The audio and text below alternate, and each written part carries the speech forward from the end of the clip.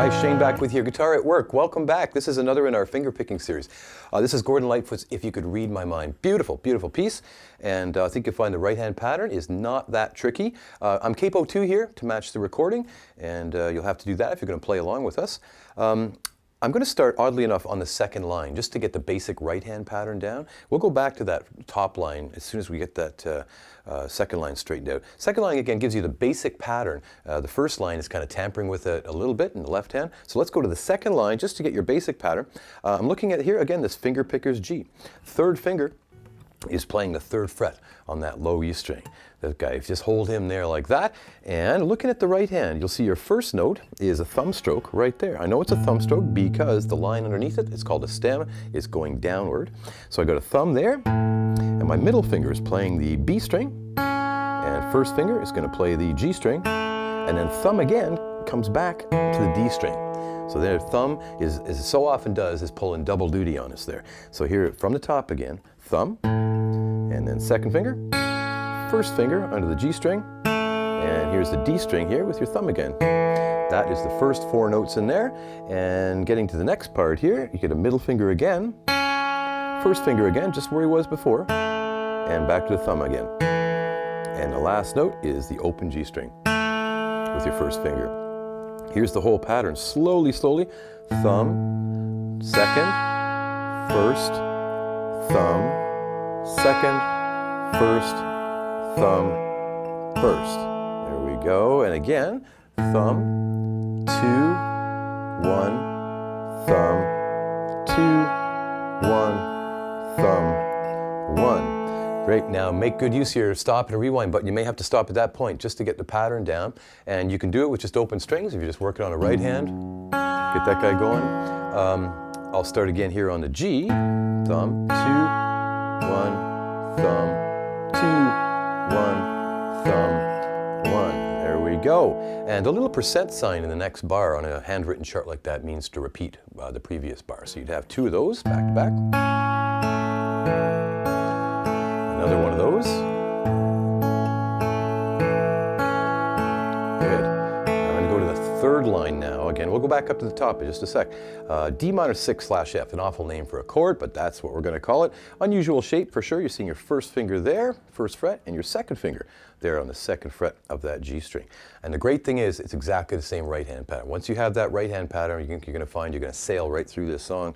Here, that shape right there, I'll apply the same pattern. Thumb, 2, 1, thumb, 2, 1, thumb, 1, and again, thumb, 2, 1, thumb, 2, 1, thumb, 1. There we go. So what we have so far, it says repeat all. Start it from the G here. It's going to go. And again. D minor 6/F. Another one of those. Great. So heading to the fourth line here, we're back to G. Okay, now G add 9. I'm going to keep that ring finger where he is and just put my middle finger on the second fret of the G string. You'll see a little dot there. Beautiful sound. Do exactly the same right hand pattern. Here he is. G add 9. There we go. And that's heading to a C chord in the last line of that first page. Now, similar to other finger picking things we've done, C has 1 X in it. So now we have to begin that with the right hand thumb here on the A string to obey that X, so to speak.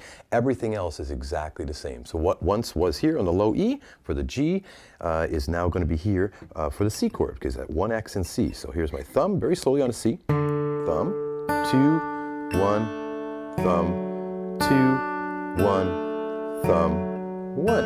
There you go.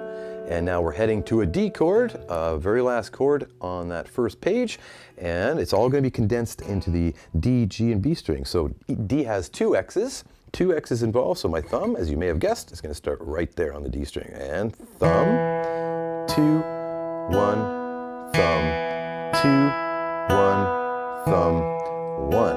There we go. Thumb, 2, 1, thumb, 2, 1, thumb, 1. So the thumb's job on the D chord is just to play the D string. We're kind of running out of strings on the D chord there.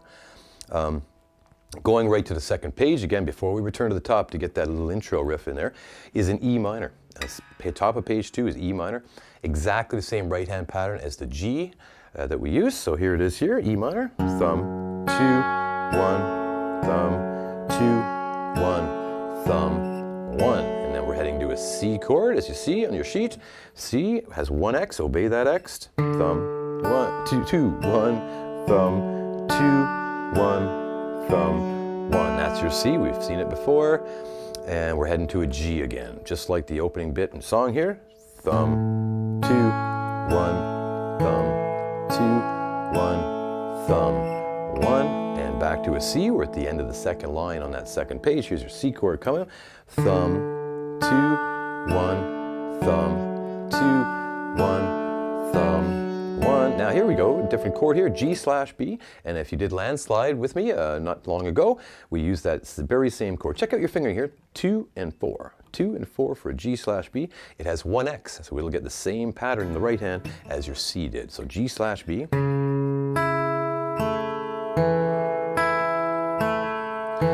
A7 sus4, I'm just going to take that second finger and bring them down 1 toward the floor. That's an A7 sus4. There's 1 X in that guy. Double check your fingering and it'll be the same pattern that we used on C. 1 X pattern. Thumb, 2, 1, thumb, 2, 1, thumb, 1. There we go. We're heading to a D. We've seen all the chords we're going to see in the song. Here's your D and 2 X's. And we're back to a G coming up here. There we go. Now, let me play a little bit of that through here. I'll start from the second line on that first page. Again, before we head back to the very top here, something I want to talk to you about there. Here's a G. I'm going another one of those. D minor 6/F.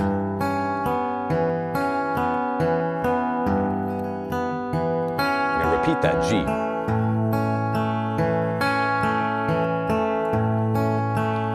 D minor 6/F. Repeat that. There's a G again. G add 9. C. D. Page 2 coming right here, E minor. C, and you know that. G goes to C. There's a C. G/B. A7 sus4. D. And we're back to a G.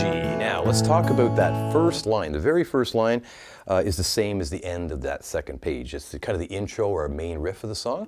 And the net effect is really just sitting on G, but he adds the add 9 that we saw in one of those bars there.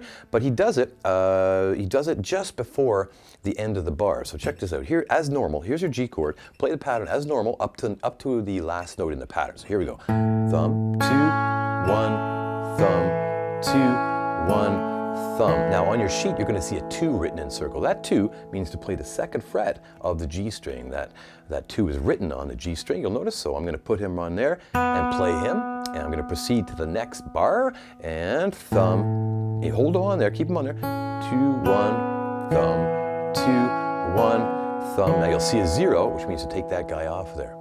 Right. It might be easier for you to hear it in context. So if I go thumb, G again. Last note coming right here. I'm going to put this guy on. Leave him on. And it comes off there. I'll repeat that. 3, 4, thumb, 2, 1, thumb, 2, right there. Keep him on as you go to the next bar, and off he comes. Repeat. Thumb, still a G here. And second fret, there.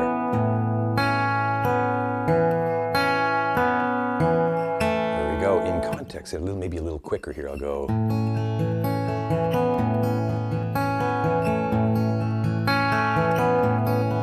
we go again.